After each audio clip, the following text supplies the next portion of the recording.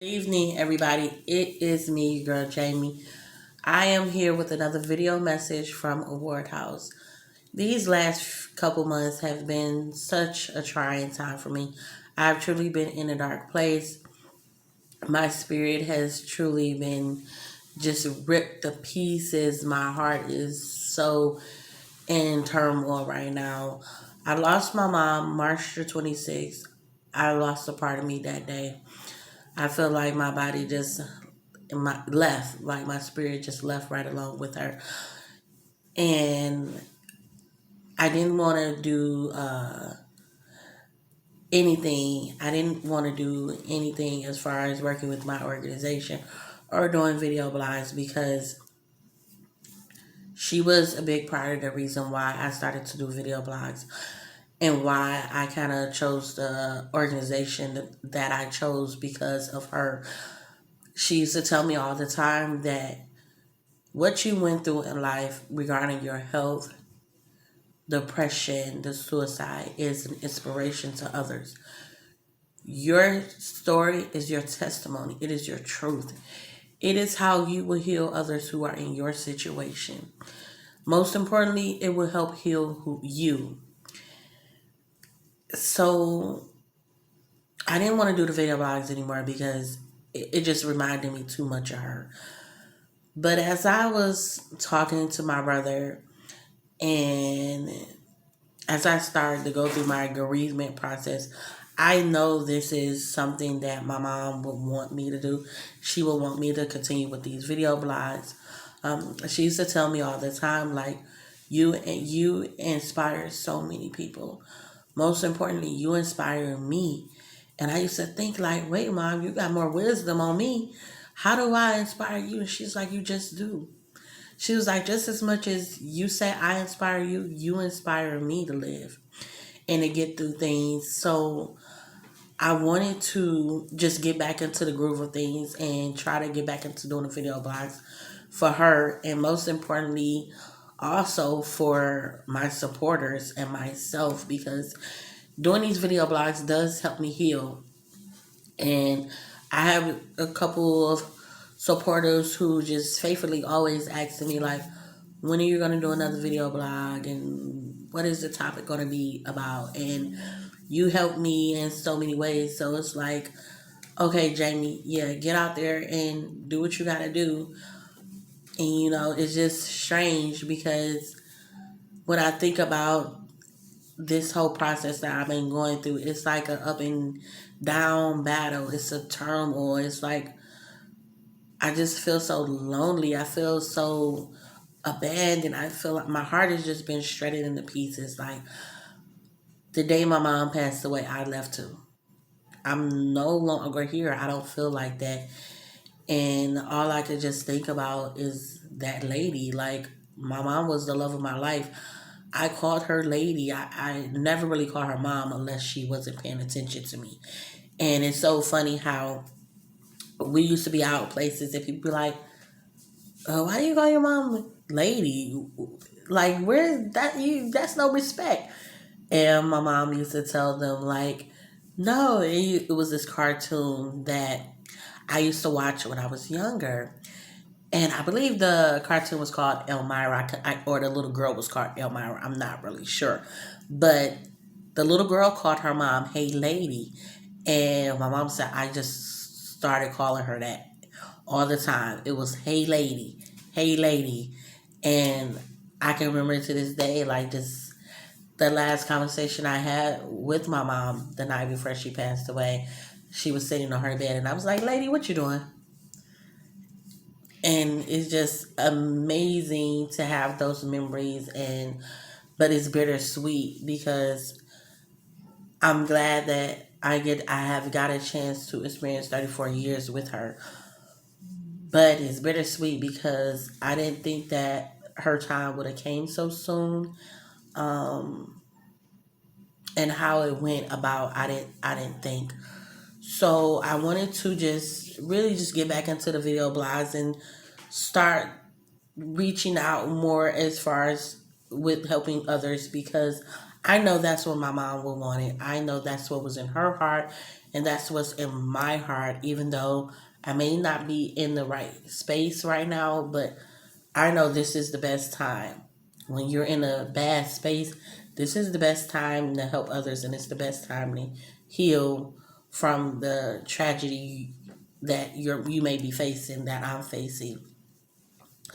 And a lot of us have experienced so much loss these last couple years since COVID hit. Either you have lost a lot of people to COVID or health problems or tragic accidents. In my case, my mom passed away from cardiac arrest. So death hit me pretty hard. And it's unexplainable. It's a feeling that you never want to ever feel. And I think it hurts even more because I found her. I believe that maybe if she would have passed away in the hospital, it wouldn't have been so bad. But you never know. Um, so I just, it's just a really different, strange feeling. And I love my mom so much and I miss her so much. And my heart is truly aching for her. However, I wanted to focus this video blog about grieving and going through those 5 stages of grief and just kind of giving you guys a feel of what I'm experiencing, because I know some people may be experiencing what I'm experiencing now, and just to give you guys some tips on how I've been getting through the process of bereavement. And when it comes to the 5 stages of grief, we all know that they are denial, anger, bargaining, depression, and the most important stage is the final stage, which is acceptance. I can honestly say I don't know if I will ever get to the stage of acceptance because this is truly a hard pill to swallow. Um,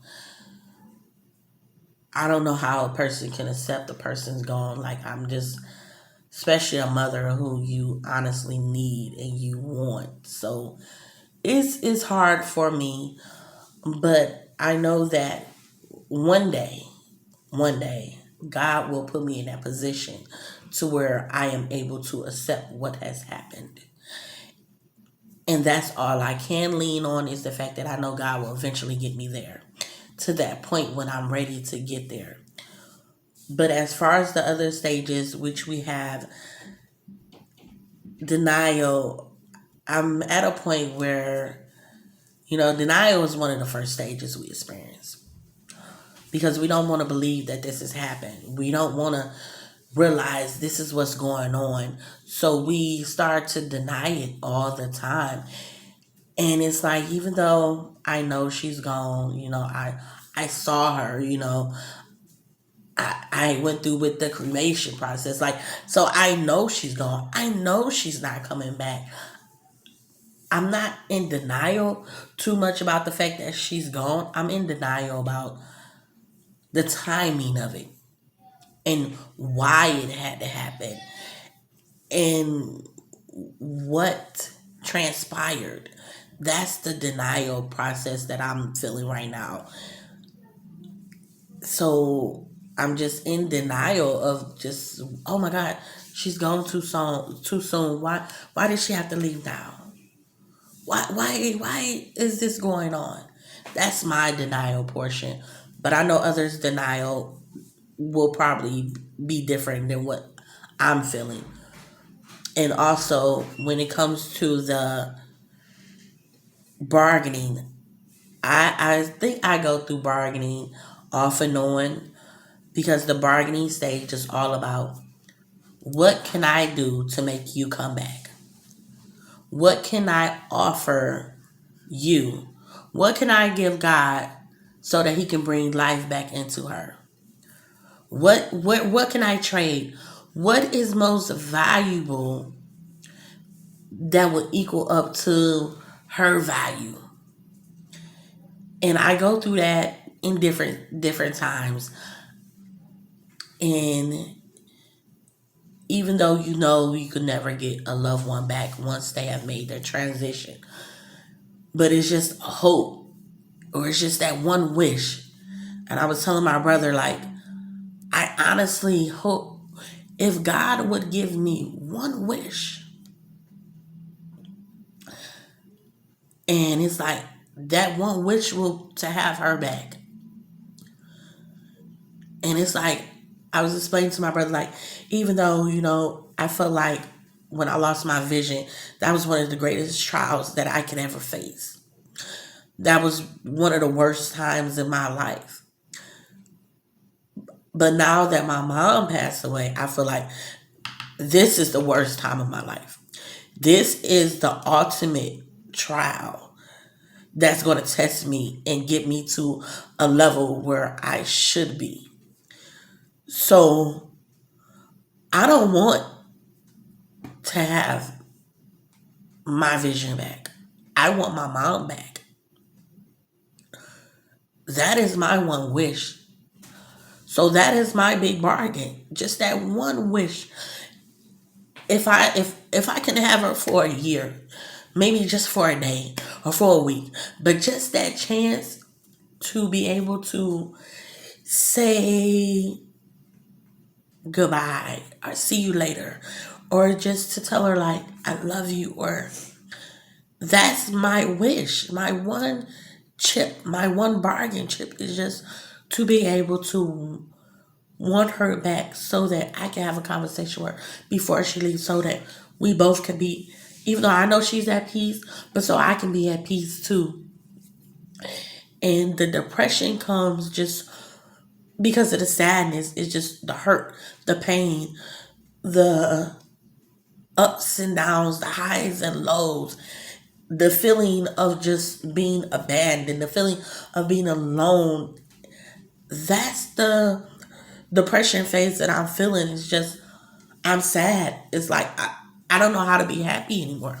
When I'm around places, I feel out of place. When I'm around family, I feel out of place. I feel uncomfortable because those are things that remind me of my mother. That is, it's just an uncomfortable feeling. So that depression just took over, and it made me want to just be in this bubble of by myself, in a bubble of just silence, of just tears. That's it. And people go through experience depression in so many ways. So you may not go through depression the way I go through it, but majority of us will experience sadness and hurt and pain, because that's what depression is sadness, hurt, and pain all around you. And I feel like with my mom not being here, that's what I feel all around me. No matter who you are, that is just how I feel. And then anger, I'm not so much angry at things. Like, I'm not mad at nobody. I'm not taking anything out on anybody.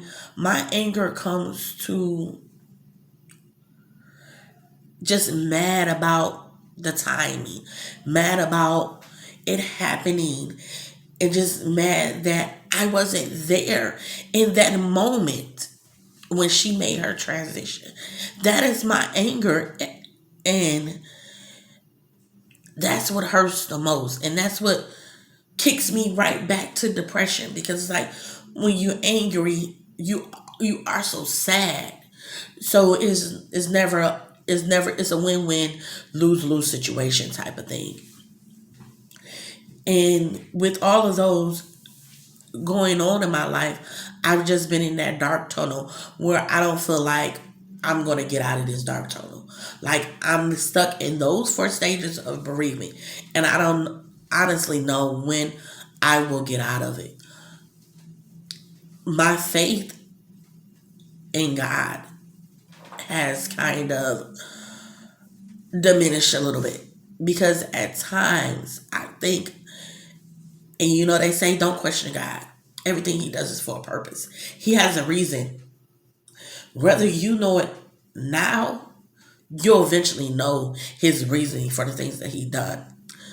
And because I'm such a strong religious person, and because I know that God brought me through so many trials and tribulations already, I know he's going to get me through this process.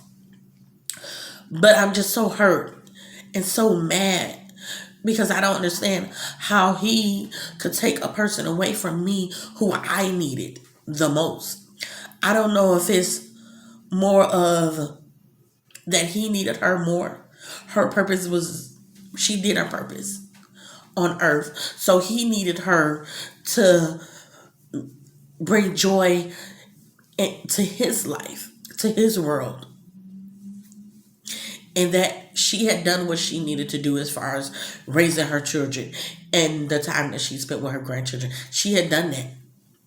So it's like I pray, but how do you continue to pray when you feel like the one person you're praying to could have made this situation so much better for you, so much easier, that he could have took people away that didn't deserve to be here and left her.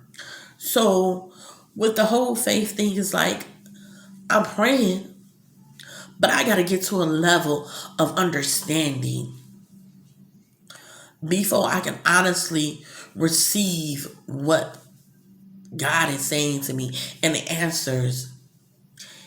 And I think just during the whole grievement process, I don't know if I will get to that place until I'm at a place of ready for acceptance. I think my faith was strengthened once I'm at a stage of where I'm okay with what's going on and what transpired. So, what I can honestly tell you guys, my biggest reasons for me just waking up every day and continuing on with my life is that spark. You know, when you need motivation, when you need something in your life that's gonna make you happy, make you smile, you need that spark. Something that's gonna light that fire. That's gonna force you to get up. That's gonna just put a smile on your face. And those are my children. I couldn't have not made it to this day without them. At times when I'm crying or I'm just sad or I zone out, because I have a habit of zoning out now, is really bad. I can just focus on one. I'm not even focusing on anything. I just zone out and stare off into space somewhere, off into la la land. And my children will come in and they'll hug me and they'll rub my back and they'll say, "It's okay, mama. Gigi love you. Gigi here. She's smiling down on you." So that is my spark. That is what lights me. That is what brings life into me. That is what keeps me going. That's my strength. And also my brother, I could not have gotten this far without him. He's he's all I got left. That is my strength. I piggyback off his energy. He piggyback off mine. Like we're sync. We're one. And I think this loss has truly brought us closer, and emotionally, spiritually, like we're just so closer. And those are my sparks. Those are the things that keeps me motivated. So with that being said, you know, when you guys are experiencing the 5 stages of grief, you make sure that you have that spark, that fire, that motivation that's going to make you whole, that's going to make you feel better. Because nothing can replace a loss, no matter who it is. You know, once that love of that person is gone and broken, you can't get it back. So you want to try to find something that's going to substitute it and help ease your mind until you are at a comfortable place of acceptance. And my brother and my children are that. And I love them so much. And you guys also, you got to have a strong support system outside of that. Like, My family and my friends have been so supportive during this time. And I thank each and every one of them for just the support that they have given me. You want to also make sure that you remove all negativity, regardless if it's family or friends. If you feel like you're around a person who's bringing you negative energy, dismiss it. Don't put yourself in that place, because you cannot grieve and deal with negativity at the same time. That's not fair. Don't allow people to come into your life and disrupt it. Don't allow people to tell you how to think, feel, act. None of that. Because unless they are walking in your shoes, they can't understand. They can't sympathize. They don't have anything, none of that for you, because nobody knows the loss of a parent unless you receive that loss. Whether or not that loss is a love that you can't compare to a brother loss, a sister loss, a niece loss. It's a different type of feeling to know that your parents are gone. That's a whole different feeling, and it's an unbearable feeling. So we want to make sure that we kind of stay focused and kind of think for ourselves and stay in our lane, stay in our zone, so that we can be able to maneuver and get through this process the best way we know how. Sometimes if you need to isolate yourself, it's okay to isolate yourself. It's okay to be by yourself. Don't worry. Don't worry what others think. Nobody matters. Only you matters, because it's your feelings that you have to do it. You have to process everything that's going on in your life when it comes to dealing with this loss. So you got to get in that zone and block out every negativity, every drama, everything that's not good for you, that's not uplifting you, that's not helping you move forward. Get rid of it, because you don't need it. It's not meant for you to have it. So I just want everybody to just be on that. Make sure that you put yourself first, and that you think about everything that's important to you, and you use that to help get you through the bereavement process. And so finally, just remember that the love will always be there. No matter how much we feel the love is broken, that it may be gone, that love is with memories. That love is with the times you guys spent. The love is with the things that they taught you, the lessons you learned from them, from their mistakes. Like, that's the love. The love is how they treated you, how they loved you while they were here. And right now, I know that love, but I don't know if that love is going to help me right now, because I'm just still in those first four stages of grief. So I just thank everybody for all their support during this time, all the love. I thank you guys for supporting my video blogs. And I honestly hope that me explaining my bereavement process has taught you guys and has helped you guys get through your process. And I'm just so grateful and appreciative.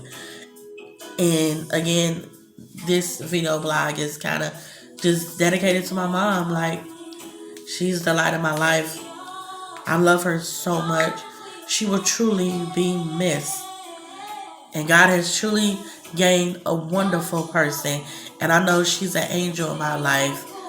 And you guys just, if you guys lost people recently, or whatever time it may be, just know that they're an angel in your life, and they're watching down on you. And just hold on to those memories. And if you still have a parent here, make sure you do right by them, so that when it's their time, you'll be okay and you don't have any regrets.